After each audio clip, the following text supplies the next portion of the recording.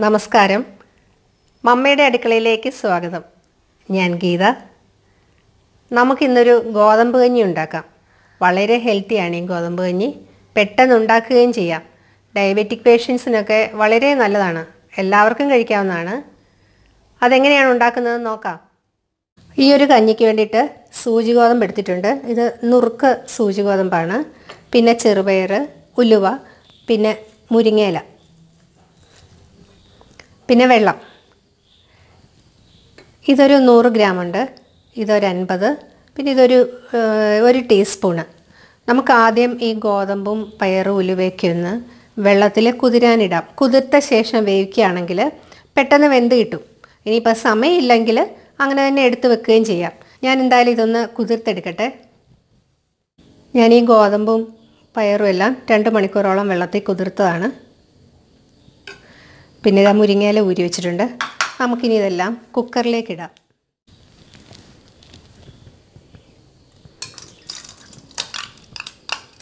അത് കുതിർക്കാൻ വെച്ചിരുന്ന ആ വെള്ളത്തോടു കൂടി തന്നെയാണ് കേട്ടോ ഞാൻ ഒഴിക്കുന്നത്.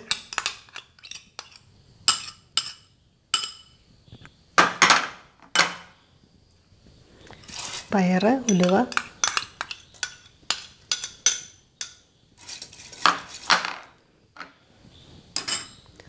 പിന്നെ ഇല.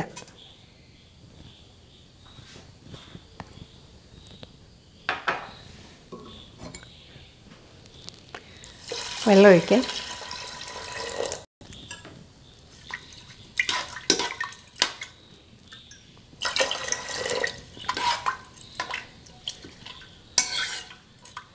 ഞാനിതിലേക്ക് 1 ലിറ്റർ അടുപ്പിച്ച് വെള്ളം ഒഴിച്ചിട്ടുണ്ട്. നമുക്കിതിനെ അടുപ്പയിലോട്ട് വെക്കാം. ഞാനിവിടെ കുക്കർ അടുപ്പേ വെച്ചിട്ടുണ്ട്. ഇനി ഈ വെള്ളം നന്നായി തിളച്ച് കഴിയുമ്പോൾ നമുക്ക് ഇത് അടച്ചു വെക്കാം. വെള്ളം നന്നായി തിളച്ചിട്ടുണ്ട്. നമുക്കിനി കുക്കർ അടച്ചു വെക്കാം.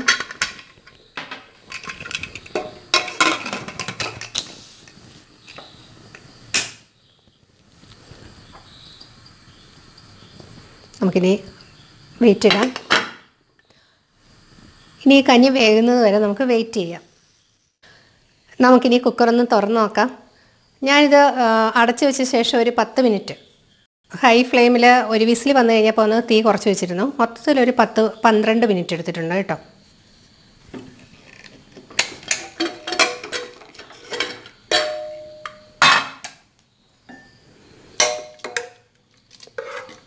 ഗോതമ്പും പയറും ഒക്കെ നന്നായിട്ട് വെന്തിട്ടുണ്ട്. ഡയബറ്റിക് പേഷ്യൻസിന് ഇത് വളരെ നല്ലതാണ് കേട്ടോ ഈ കഞ്ഞി. കാരണം ഇതിനകത്ത് ചെറുപയറുണ്ട്, പ്രോട്ടീനാണ് നിറച്ച്. പിന്നെ അതുപോലെ തന്നെ ഉലുവ, മുരിങ്ങയില, ഇതൊക്കെ ഡയബറ്റിക് പേഷ്യൻസിന് നല്ലതാണ്. നമുക്കിനി ഇത് വേറെ പാത്രത്തിലേക്ക് മാറ്റാം.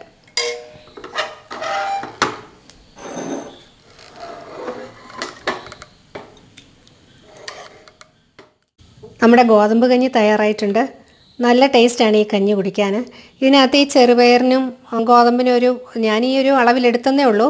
നിങ്ങൾക്ക് വേണമെങ്കിൽ ചെറുപയറിൻ്റെ അളവ് കൂട്ടിയെടുക്കാം. പിന്നെ ഇത് വല്ല അച്ചാറോ അല്ലെങ്കിൽ പപ്പടം ചുട്ടതോ എന്തെങ്കിലും തോരനൊക്കെ കൂടെ കൂട്ടി കഴിക്കാൻ നല്ലതാണ്. പിന്നെ വേണമെന്നുണ്ടെങ്കിൽ ഇതിനകത്ത് തേങ്ങ ഇടാം. പിന്നെ ഇതിനകത്ത് അല്പം പഞ്ചസാരയോ പാലും ഒക്കെ ഒഴിച്ച് കുടിച്ചാലും നല്ല ടേസ്റ്റാണ്. അപ്പോൾ ഈ ഗോതമ്പ് കഞ്ഞി എല്ലാവരും ഒന്ന് ഉണ്ടാക്കി നോക്കണേ.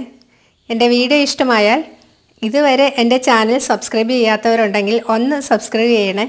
അടുത്തൊരു വീഡിയോയുമായി വീണ്ടും കാണാം. Thank you.